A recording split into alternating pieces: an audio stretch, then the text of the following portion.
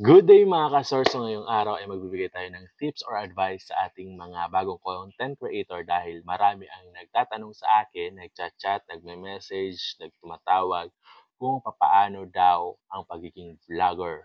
So, simple lang po ang aking ibibigay na mga tips at ito po ay base lamang po sa aking karanasan. Simula nung ako po ay nag-content, sa mga nalaman ko din, syempre nag-research din ako kung paano talaga maging content creator. So, una po, dapat walang hiya. Charot. Oo, legit yun. Dapat walang hiya. Tapos, una yun na. Pangalawa, dapat love nyo yung ginagawa nyo. Dapat mahalin nyo. Okay, pangalawa yon. Pangatlo, effort. Effort ang pinakamahalaga. Dahil kung hindi kayo mag-effort, like mag-video lang kayo kung kailan lang yung gusto, kung kailan yung mag-upload, paano yung consistency na tinatawag, di ba?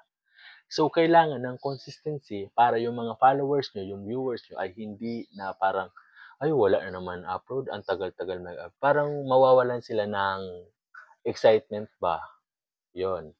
So, pang-apat, kailangan dito na may alam ka sa pagba-vlogging. Like, mag-research ka muna.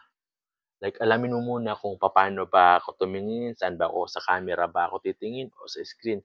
Kasi kadalasan, yung mga content creator ngayon, tumitingin sila sa screen. Ganyan, ang ginagawa ko, tumitingin ako sa screen, which is wrong. Kasi, yung camera dapat ang tinitingnan natin para, kunwari, sila yung kausap natin. Siyempre, sa una talaga mahirap yon. More practice lang para makuha natin yung tamang-tamang pagsasalita, dawi tayo makipag-usap sa inyo, ganyan. Ganito ang ginagawa ko. Dati ako parang talang, nahihiya na siya. Pero ngayon, na-boost na yung confidence ko dahil sa mga nalaman ko din before na kailangan daw pala ang mata nakatingin sa camera, yung galaw, the way, dapat confidence, alam mo kung ano ang magiging role mo. Ayan. So, may nagtanong din sa akin na, papaano ka kuya nakakakuha ng followers? So, dati, ginagawa ko, nakikipag sub to sub ako. Pero ngayon, inalis ko na po yun kasi medyo mahirap talaga sa part na yun na kumuha ka ng followers tapos ipa-follow ka. Mas maganda, maraming mag-engage sa'yo.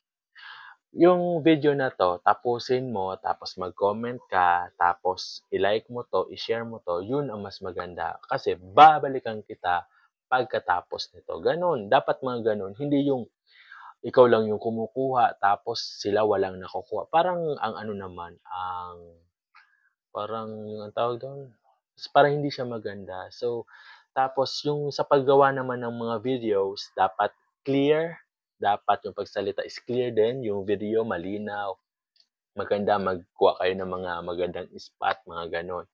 Tapos naman sa pag pag edit dapat may background din kayo sa pag-edit. Hindi kasi madali ang pag-edit kung wala kayong alam, lalong-lalo na po sa CapCut. So, mas mabuti bago kayo gumawa ng video, gumawa ng content, ay alamin niyo muna kung paano gamitin si CapCut. At merong mga tutorial naman sa Facebook page na makikita.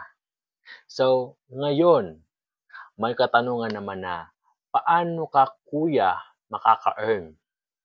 Ang earning kasi, kailangan mo dyan maghirap, magtiyaga at mag-enjoy. Sa pag-earn mo kasi, meron dyan $100. So, sa $100 yan, depende pa yan kay Meta kung paparamihin ka niya ng views and parang followers, ganon. So ganon, iwasan lang po natin pala gumamit ng mga music dahil mga copyright lang yan. So, sayang ng videos nyo. So, hanggang doon na lang po muna ang ating advice. And kung may katanungan po kayo, feel free to chat or message me ulit. And if gagawin natin ng video gaya nito para mas madami yung matutulungan natin at hindi lang ikaw kundi lahat tayo ay aangat sama-sama. So laban lang, keep fighting at mag-enjoy ah, alamin yung mga dapat alamin sa pagvi-video, gano'n. So, paalam hanggang dito na muna.